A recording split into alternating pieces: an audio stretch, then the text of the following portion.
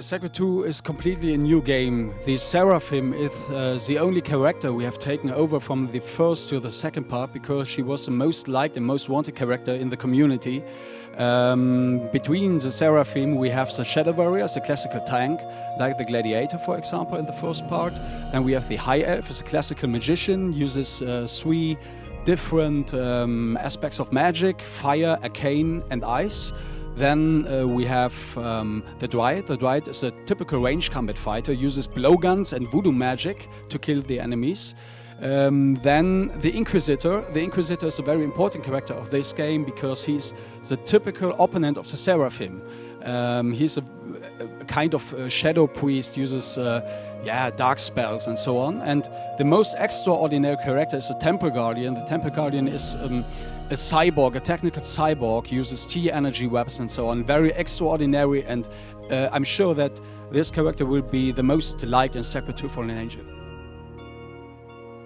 The difference between Sacred 1 and 2 is that Sacred 2 will be a completely multiplayer game. That means if you play the single player, you are automatically connected with the lobby. And you play the single player game and you see, okay, this enemy is too strong for me, you are always be able to call for help. And then you can invite your friends to the single player game, and then it is automatically a multiplayer game, a co-op mode. And we wanted to connect single player elements with MMO elements or multiplayer elements because of the big social aspect and so on. And this is a difference. Like in the first part we have the open net and the closed net. If you play a single player character, you can import him to the open net, but you can cheat on open net servers, but this is a problem. This was a problem in the first part. So we have closed net characters, and all of these characters will be safe on our server, absolutely cheating free. We have some different modes. The cooperation mode, the LAN mode, then the PvP mode. You can play with up to 16 players on the PvP server, and the hardcore mode. The hardcore mode is a little bit like a Tamagotchi mode. I always say it because if your character dies, he's dead forever. And it was a very, very important mode in the first part, and we have taken over it to the second now. Sacred 2 Fallen Angel has got a light and a shadow campaign. If you go, only the Seraphim can go the light way, and the Inquisitor, as your opponent, can only choose the shadow path. All other characters are free in their decision if they want to go the light or the shadow way.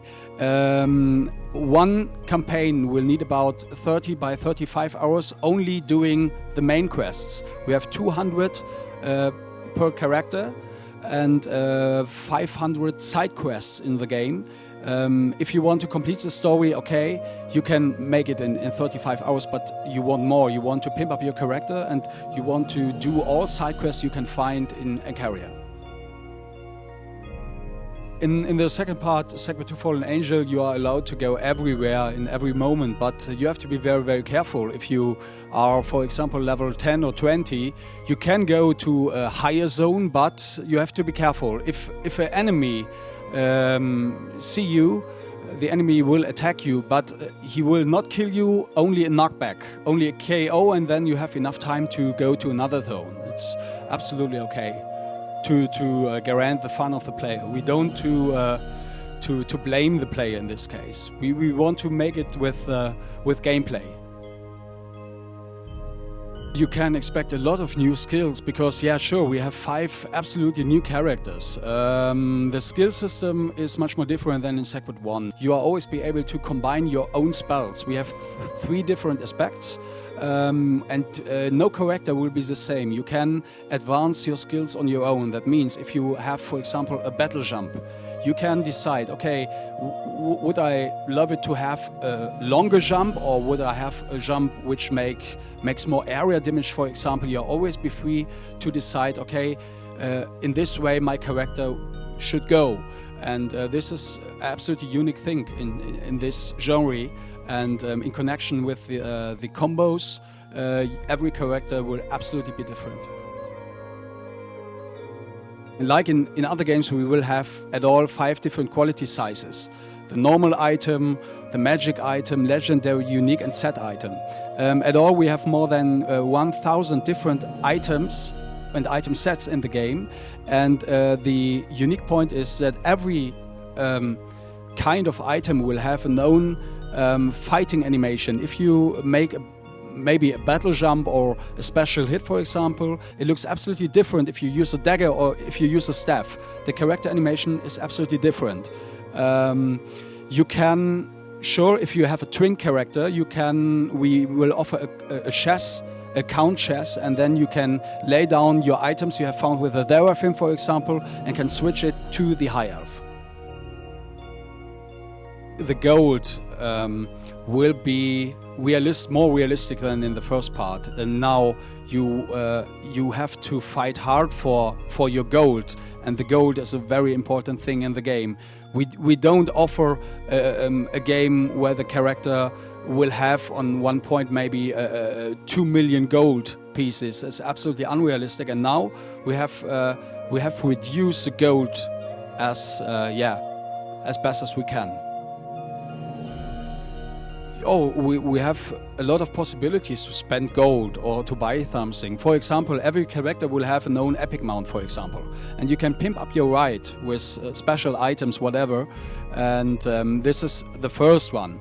The second one is you can pimp up your weapons. All weapons or all good weapons will be slotted by like Diablo 2 or Sacred 1. You can buy runes from NPCs and can pimp up your weapons.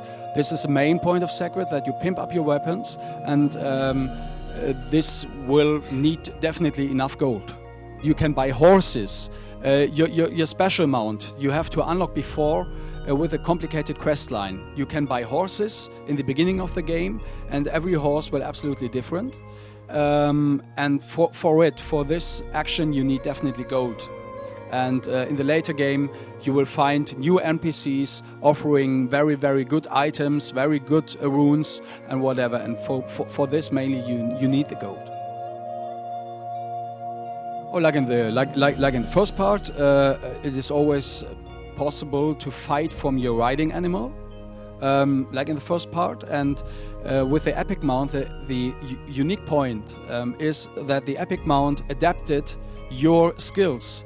That means if you use a battle jump, for example, the epic mount jumps with you, and is a very, very strong partner in the fight against enemies. Yeah, German developers are always very, very funny, like all Germans, for example. No, sure. In the second part, we will offer a lot of Easter eggs in the game, like in the first part. For example, if you go through Encaria, you will see small rabbits, and the small rabbits will have sex together. It's a short thing. We have a lot of Easter eggs in the game. You can interact with graves, for example, and then you see funny phrases of the developers and so on.